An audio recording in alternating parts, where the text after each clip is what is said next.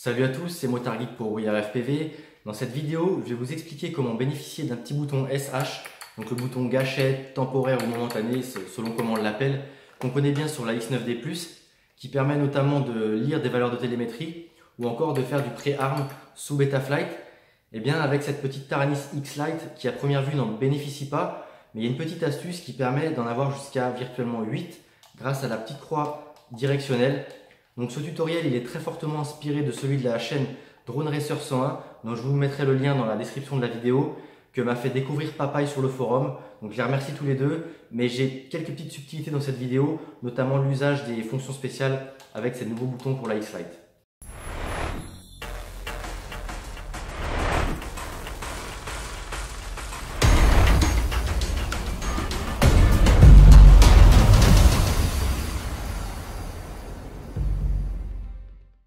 Donc le but de la vidéo, comme je vous le disais en introduction, ça va être de retrouver l'équivalent d'un petit bouton SH sur la bonne vieille X9D.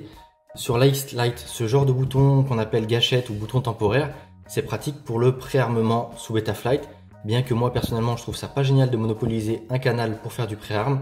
Je préfère largement le pré-arm, enfin le double armement du coup de ResFlight où il suffit d'armer 2 fois. D'ailleurs ça fera l'objet d'un prochain tutoriel parce qu'on peut faire la même chose sur les différents contrôleurs de vol, que ce soit KISS ou Betaflight, sans monopoliser un canal du coup. Donc revenons-en à la vidéo, on va démarrer la radiocommande. Le but ça va être d'utiliser un de ces 4 boutons en tant que bouton temporaire ou bouton gâchette. Donc ce qu'on va faire déjà, on va tester les trims du roll, on va le décaler pour pas avoir le trim centré tous les 4 matins qui sonnent.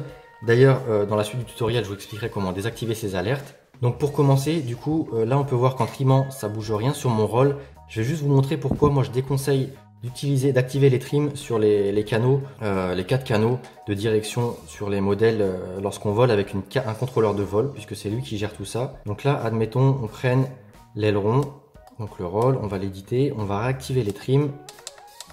Et donc là, on peut voir déjà que ici, j'envoie du roll à ma carte de vol sans bouger le roll. Là, si je vais tout à gauche, voilà, vous voyez que là quand même on envoie du roll alors que j'ai rien sur le stick. Donc ça c'est pas génial. Donc déjà, de toute façon pour utiliser cette fonction, il faut désactiver en tout cas les trims que vous allez utiliser. Moi clairement je vous conseille de faire ça sur tous vos axes. C'est ce que je fais sur mes quads. Comme ça, si jamais on touche au trim, que ce soit sur une radiocommande ou l'autre, sans le vouloir, bah ça va pas influer sur ce que reçoit la carte de vol. C'est pas dans les entrées, c'est dans les mixeurs. Hop. Raté.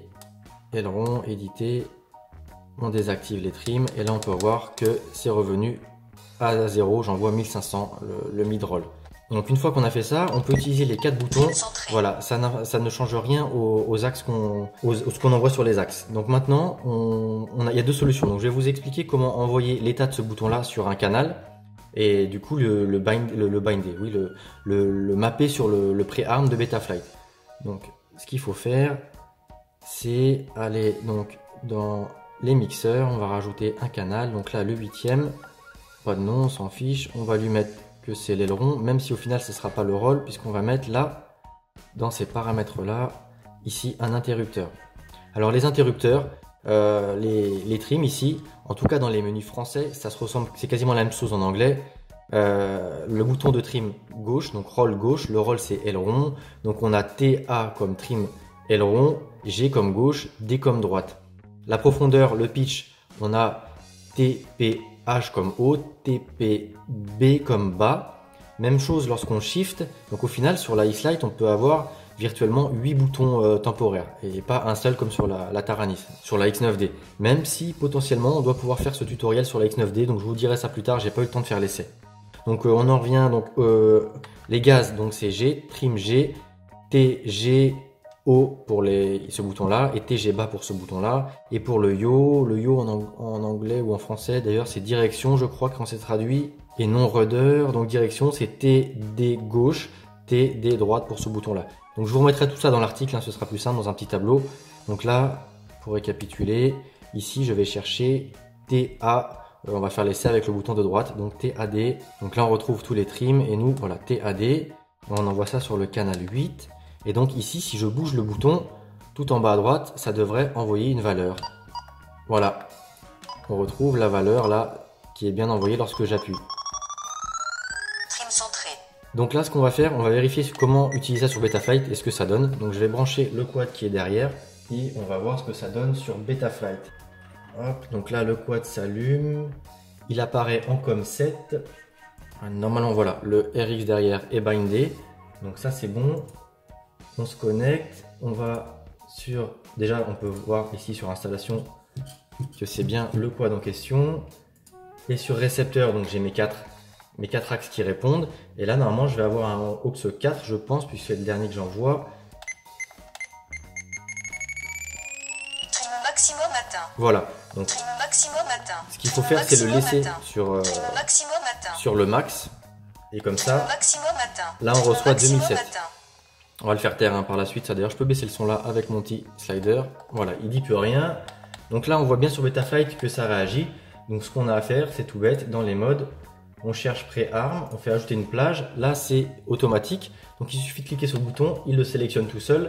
Ensuite, on voit la plage qu'on souhaite. Lorsqu'on a appuyé, ça envoie 2007.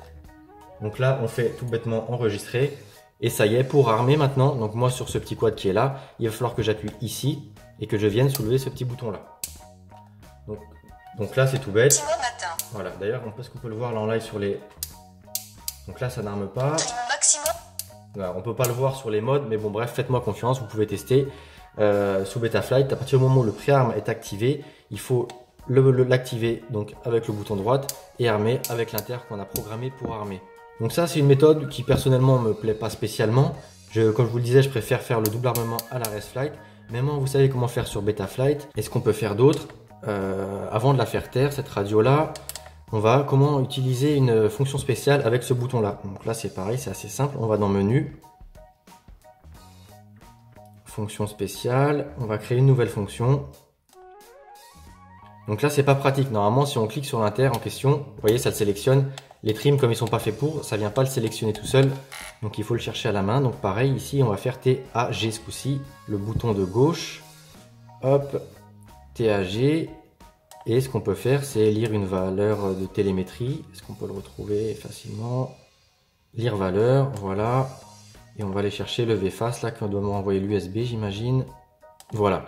Donc là, normalement, si je clique sur TA gauche, donc ce bouton-là, on va voir en gras que la fonction s'active et ça devrait lire la tension de mon USB. Donc je remets le volume. 0,1 volt. Voilà. 0,1 volt. Donc moi, ça c'est une fonction que je trouve très pratique.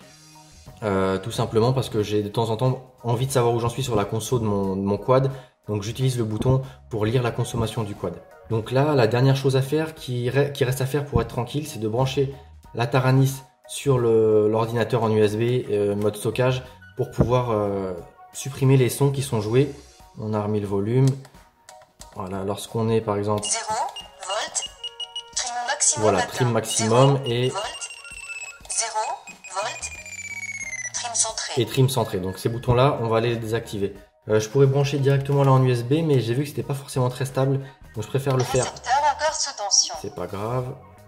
Hop. Donc là, pour activer en mode bootloader, on appuie au milieu de la croix, on démarre à la radio. Hop. J'ai plus qu'à la brancher sur l'ordi. Voilà, mon câble est un peu court, donc je vais la décaler là-bas. Donc là, sur l'ordi, il faut aller dans le dossier de la Taranis, donc tout bêtement, moi ici c'est le lecteur F. Dans le dossier Sound, moi elle est en français, donc je vais dans français, et ce sont les sons système. On peut voir ici, c'est classé par type. On va classer par nom, ce sera plus simple. Le hello.wave, c'est le son de démarrage que j'ai désactivé. Donc nous, on veut modifier les sons des trims. Donc on cherche tout ce qui commence par TRIM, raté, hop, TRIM. Ah voilà, ça commence pas par TRIM, c'est mid trim et min trim et max trim. Donc c'est le minimum trim, trim au milieu et max trim. Donc là, on renomme ces trois fichiers d'une façon ou d'une autre. On peut les supprimer aussi hein, pour faire simple, mais on sait jamais si on veut les réactiver. Ça évite d'aller les chercher sur le site ou dans l'archive. Ils sont là, ils seront juste pas lus avec ce nom-là. Hop, donc là, si on remonte en haut du dossier, qu'on classe par type, on retrouve les trois fichiers ici à renommer en point off. Donc là, je vais fermer ça. Je débranche la Taranis. Je vous la remets là. Et on va retourner raté. On va retourner sur le modèle. On remet le son. Donc il est à fond. Et là, raté. Voilà. Si je vais tout à droite, j'ai plus le trim maximum. Là, mes fonctions se lancent, mais peu importe. Et là, j'ai plus le trim centré. On a juste ces petits bips. Donc du coup, c'est moins gênant parce que les boutons, on ne les utilise pas. Et de toute façon, pour utiliser cette fonctionnalité, il faut principalement le mettre à une extrémité. Notamment, on l'a vu pour avoir la bonne plage sur Betaflight. Parce que sinon, on ne se retrouve pas sur la bonne plage. Donc moi, je trouve que c'est pas hyper bien adapté pour balancer ça sur un canal et en faire un auxiliaire à récupérer sur le contrôleur de vol. Par contre, sur une fonction spéciale, on peut utiliser les 4 sans souci. Alors que sur Betaflight, c'est que un des deux à chaque fois.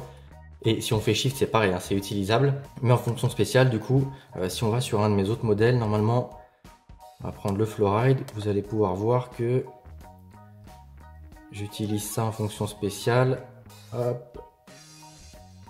Voilà, j'ai le TAG qui remet à 0, mais les différents paramètres que je veux lorsque je termine un vol. Donc la consommation de la télémétrie, ça me permet de changer de lipo sans avoir à redémarrer la Taranis. Ça me remet à 0 les deux chronos.